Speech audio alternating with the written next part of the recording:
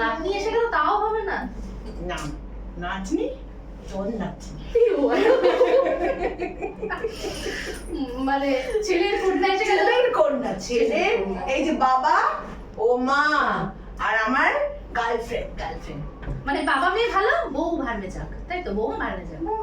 এখন আমার ছেলের জন্য অনেক মেয়েরা না মানে লাইন দিয়ে দাঁড়িয়ে থাকে। একটা কেন, আমি আরো 4টে 5টা নাতনি পেয়ে যেতে পারি। শুধু আমার ছেলেটা রাজি হচ্ছে না, এটাই কি হচ্ছে বলবে, ওই মা তো এখনো তোমার জন্য পাত্রী খুঁজছে। না না, পাত্রী খুঁজছে না, বাট বলছে যে চাইলেই পেয়ে যাবে।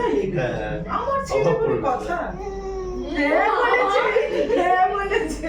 খুব বাবা দিয়ে দেবে, একদম নয়। মা খুব দুঃখ পাবে। তুমি আমার একমাত্র সম্বল, বুঝেছো? এই যে বান্ধবীকে পেয়ে হয়তো পরে আমাকে ভুলে যাবে আবার। তুমি একমাত্র আমার সম্বল। আমার ছোটবেলাকার বান্ধবী এসেছে। হ্যাঁ, ও সবথেকে ভগবান অন্য কিছু চায়। না বাবা, তুমি আমার তোমার কাছে রাগ বাবা। পূর্ণ হচ্ছে।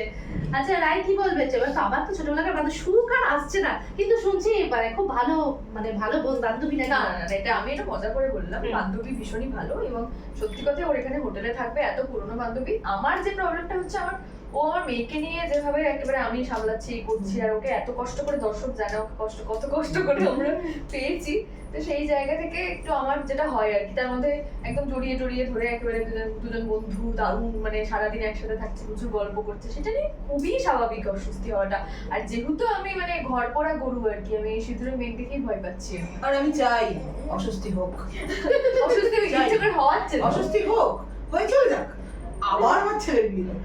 বাবা অস্বস্তি হলেই তো চলবে অনেক। হ্যাঁ একদমই। তুমি তো দুর্গা সোচ।